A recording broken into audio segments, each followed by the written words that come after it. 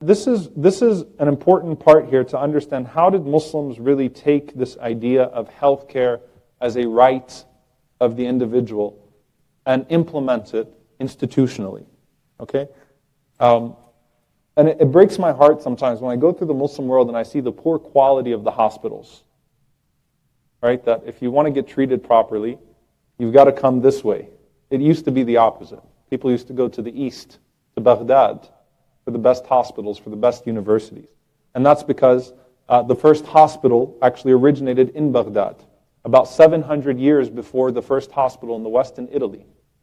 There was a hospital in Baghdad, and that was built by Harun al-Rashid, one of the early caliphs in Islam, one of the early khulafa. 500 years before Italy had its first hospital, Cordoba had 50 hospitals. So this idea of medical centers and hospitals and clinics originated out of the Muslim world. How many med students do we have here? Doctors, med students? What kind of community is this? All right. Medical board exams that make people want to hurt themselves sometimes. Ali, what do you do? Dentistry. That's medicine too, right? Take care of people's teeth, all right? The concept of a medical board exam, making sure that people were qualified. Actually, some of the earliest to write about medical board exams, they based it on a hadith. The hadith in Abu Dawood, the Prophet ﷺ says, "Man tatayyaba walam yu'lam minhu tib fahuwa dhamin." Whoever practices medicine while not being known to be proficient in medicine is to be held accountable. Whoever practices medicine while not being known to be proficient in medicine is to be held accountable. That's a hadith in Abu Dawood. So you could see these early pioneers of medicine basing these institutions and these policies off of hadiths. Okay, off of a spiritual foundation that we find in our tradition. Was this to be restricted to some elite class? No. In fact, Umar radiallahu ta'ala anhu, Umar ibn al-Khattab, the second Khalifa, the second Caliph, he once passed by a group of Ahl al-Dhimma, so they weren't Muslims, that were afflicted with leprosy. So he commanded that the jizya be suspended and also that a medical stipend be granted to them from Baytul Mal, from the treasury of the Muslims to treat them.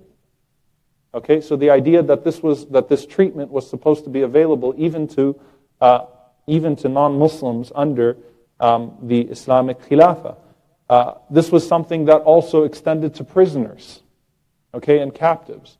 Where Ali radiallahu ta'ala anhu was the first one that we find narrations about him routinely checking up on prisoners and making sure that their health was maintained.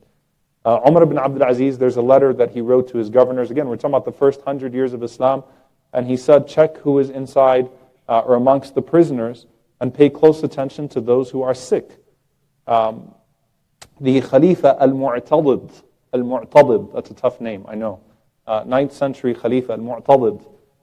He dedicated 1,500 dinars monthly on sick prisoners' needs. So those who were sick, prisoners who were sick and needed to have their needs fulfilled, he dedicated 1,500 dinars a month to them as a stipend.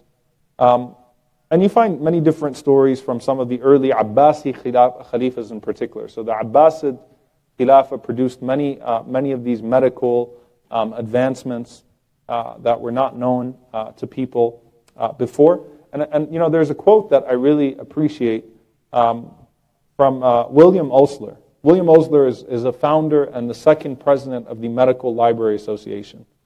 And he said, by the way, you guys have all heard the name canon?